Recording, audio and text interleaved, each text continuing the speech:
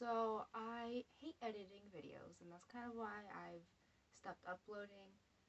But I really wanted to make this video not only as a reference for a lot of other people who are going through the same thing, but also even possibly a reference for my future self. So this won't really be edited, and it will be a lot more like rambly, I guess, but I don't know. Watch it if you have a lot of depressive episodes. So, I got a concussion a week and a half ago, I think, at this point. Because it'll be 2 weeks on Friday, and today is Tuesday now. So,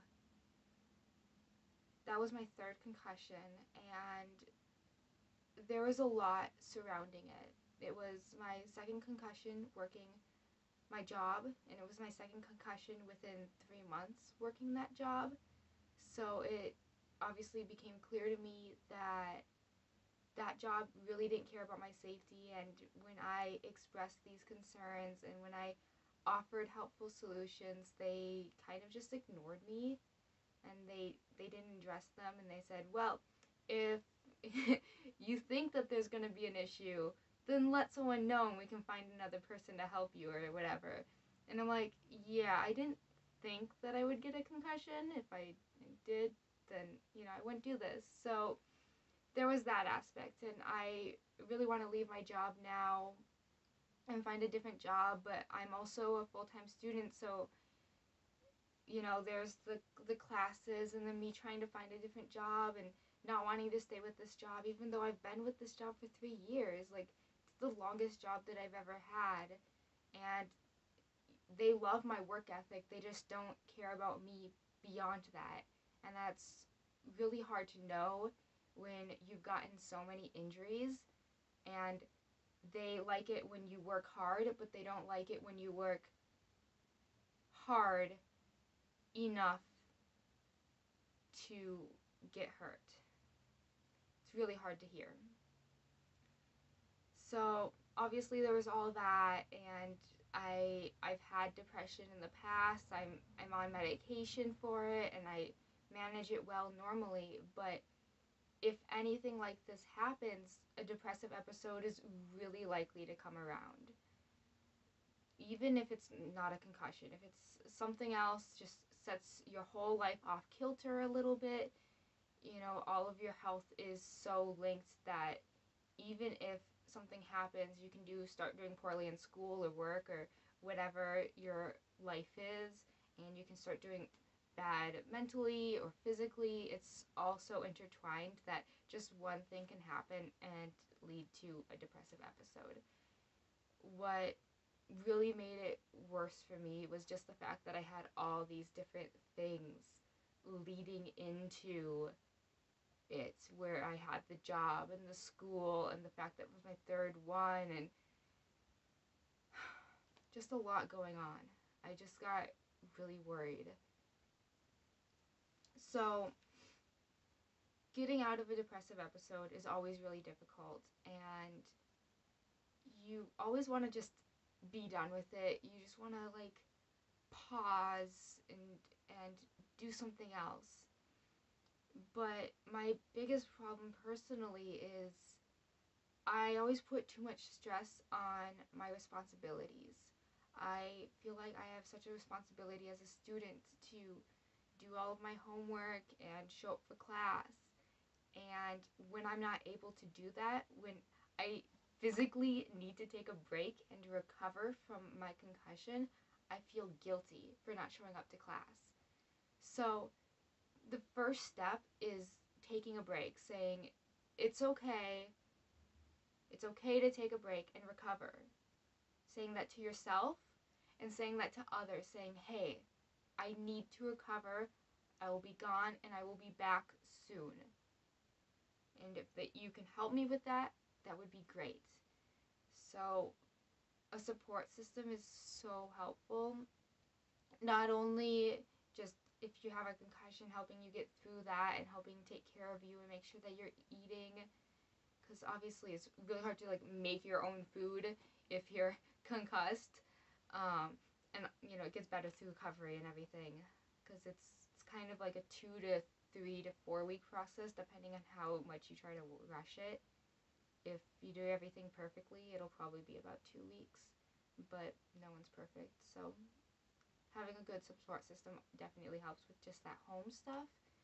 But even besides that, in class, I have a class with someone that I don't know them that well, but I'm like, hey, can I have your notes from the last 2 days that I missed? And they're usually willing to help you out, and talking to your professors, or even it's work, your boss. So after I got my concussion, I let my boss and all of my coworkers know that I wouldn't be in for a while, that it'll be a bit until I'm back. And obviously now I've talked about wanting to just leave altogether, because it's such a danger to my health to continue working there, seeing as this is my second concussion while working there, and it gets easier to get concussions as you move on. So, if you get to a depressive episode, if a lot is going on in your life, usually it's some sort of stressor that leads to a depressive episode. So like I said, I have all these different things. You need to take a break, and you need to take a deep breath, and you need to acknowledge all of these things that are stressing you out. Like just now I listed them. You could simply write them on a piece of paper, but acknowledge what those stressors are, and acknowledge that you can deal with them. You might want to even create a plan at that point. Okay, these are the things I need to do. But here's the most important thing: if you are making a plan, like, don't make an unrealistic plan. If you have your plan and you're like, okay, I gotta make up this test, I gotta go into work, whatever it is, I gotta meet this deadline, say, hey, no, I have a concussion, I have depression, I'm really stressed right now, things aren't okay. I don't think that I can actually make this plan work. So for my assignments, I was gonna attend class, and I had a take-home quiz, and I had a reading assignment that were both due that day of class. So I sat down and I was like, I will do one of these. I'll just do one, and I can do the other one later. And part of me feels bad for showing up to class empty-handed, not having done the reading, not being prepared. But obviously it's better to be in class unprepared than to not be in class at all.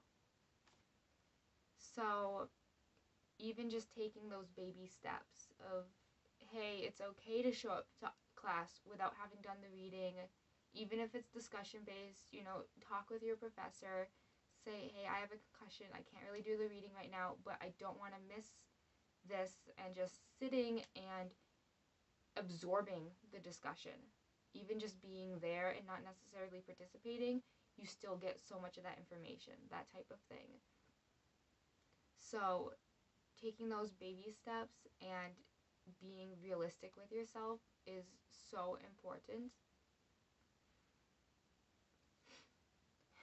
And it's okay to cry. It's okay to feel bad and feel stressed out and have to take a step back. Even if you get stressed out and you have to go, just like calm down. Maybe it's a panic attack, maybe it's a cry, whatever it is, you have to go calm down. Give yourself plenty of time to calm down, and then go back. You don't need to cry in the bathroom, clean off your tears, and return to work. You can take a little bit of time. It's overall better to, acknowledge that and feel that and be okay with it. Now, obviously, concussion, depression It's pretty common for people to not eat very much or eat very well, but it's important to eat. Like, please, please eat some food. It's what you need to heal your brain. If you have a concussion, if you just have depression and anxiety, obviously you still have to take care of your body. Your body's burning a lot of energy being stressed out and upset and going through all of that. So you need to eat food, you need to drink water, and I don't care at especially the early stages if that food is takeout, if that food is frozen pizza, if that food is just like noodles and butter. Whatever you're eating, it's better than nothing, and it's better that you get that fuel in your body. It's important, moving on with the like self-care parts, that you wash yourself. You clean yourself, and you don't just sit around in a gross pile and start feeling bad about yourself for not finishing your assignments, and then you're like, oh, and I haven't taken a shower in a week. I'm so disgusting. So I was really scared for a while after getting my concussion of taking a shower. I normally don't really like taking showers. My bathroom just is like kind of creepy, so I don't like taking showers. But I was really scared of slipping and falling in the shower. I mean, even prior to my concussion, like, I have slipped in the shower, so I know it's like a concern. It's not completely unfounded, so I'm allowing myself to feel scared of the shower. It's okay to be scared of the shower. It's okay to feel scared of putting yourself in any situation where you might get a double concussion. I don't know what they actually call it. I just call it a double concussion, but whatever. But that doesn't mean that you shouldn't stay cleanly, that you shouldn't still be able to feel good about yourself. So I actually just showered today, an actual stand-up shower. That's why my hair is wrapped up. It's just the way I've learned to work with my curls, because I like my curly hair, and this is the best way to help the curls exist. But for a while I took baths. I took 2 baths. They were still kind of far apart, and it still would have been better if I like washed more often, but took some baths. Used a bath bomb to really like kind of make it a better experience than just like, I don't want to do this. You could also even just do like a bird bath where you just kind of like wash your armpits or whatever in a sink, or you just wash your hair, whatever is possible for you at the time. But you know, wash yourself. It makes a big difference, and I know that one of the early signs for me is like that it's been a while since I showered, so I normally have like a schedule put in place, so, like rules that I follow. Like every night I take a shower. After my shower, I brush my teeth and I journal. You know, I have a schedule, and obviously that schedule got broken when I got my concussion. So you start self-care. You start slowly working back up. You're eating and you're showering, but you can't sit down and be like, I want to get better. I want to stop being depressed. I want to feel like an actual human again. I don't want to have a concussion anymore. I want to get better. You can't just sit down and say that and then take a shower, prepare all of your own food, eat plenty of veggies and whole grains, and wash your dishes like you're supposed to, and clean all your clothes and put them all away all nice, and so that they aren't just sitting in the basket all clean that you have to like rifle through each day. You can't do all of that right away. That's too much. That's going to stress you out more.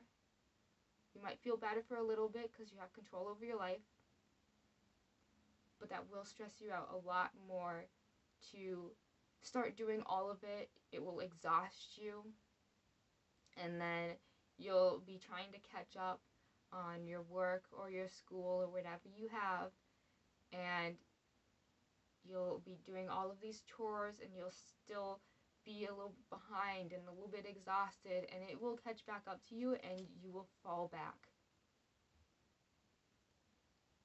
So only add like one responsibility a day. And if it's a concussion, wait until like day 5 to start adding some real responsibilities. Prior to that, keep eating, but you don't necessarily have to make full, proper meals with your noodles and your side of veggies and your whatever. It could just be some spaghetti and a can of sauce or a jar of sauce or whatever. But, eat food prior to that. But if it's like day 5, then you can start adding like making a proper meal, doing your dishes, but only one a day. And the other thing to go with that is please add one a day. I'm not saying that you have to strictly add one a day, but if you add one responsibility, one task, whatever it is, so you are going to, shower every day, and you start showering every day, and you make no other progress, you're still going to be very much in a slump, and it will be a little bit hard. It's hard to convince yourself to do something that you don't really feel like doing. But I continually recognize that even just doing the dishes, it's like, oh, I don't want to do the dishes. And then I start doing the dishes, and it's like, oh, this isn't bad. And then you run out of dishes to do, and you're like, oh, okay, I'm done. So obviously there's that huge activation energy. It takes a while. I'm a chemistry major, if you don't know. So there's a lot of activation energy to get up to this point where you start doing something and you're all the way down here. And it's really hard to convince yourself to do that. So if you do it earlier in the day, or if you try to exteriorly incentivize yourself, like obviously we want to do these things. It's not that we don't have that interior motivation. But we're struggling, if you're concussed, if you're in a depressive episode for any other reason, it's hard, even if you want to do it. So you can incentivize yourself. You can say, hey, if I do the laundry today, I'm going to go to the store and get some ice cream. Like, if I do the laundry today, I can do this art project that I really want to do, but I feel guilty doing, because if I'm using my energy to work on something, it should be my homework or my work or whatever. Like, you can reward yourself, and that's a really great way to help you take those steps while, keeping it calm, because like we said, you make that plan. And as you're moving on, start making real food. So good, proper meals that fill you up. Maybe you just have some cereal for breakfast. That's okay. That's fine. The cereal should have like a little bit of fat, a little bit of protein, so you stay full. And maybe for lunch you have like a sandwich or some spaghetti or whatever. But throughout the day you're having these meals that are filling, that are nutritious, that aren't just carbs and fat. It's not just noodles and butter, and you'll get there. You just slowly add these tasks. You make sure that you're getting the food you need, the food to keep you energized and to keep you going, so that, maybe you added these tasks and maybe you're feeling tired. Some of that food will help. I mean, obviously proper sleep. I guess I didn't really mention that, but proper sleep is obviously really important for all parts, especially recovering a concussion. Poor brain. And just in general, do things that make you happy. If you enjoy, I don't know, coloring, you can sit down and color and not do that homework and not do that work find a new job because you're really stressed about trying to figure out where you're going to work and where your next paycheck is going to go, but you obviously can't really work right now because you have a concussion.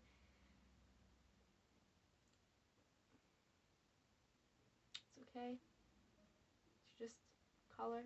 It's okay to just play with some Sculpey because you bought a bunch of Sculpey because it was like on sale and it's fun to play with and you make pretty things. Pretty Sculpey.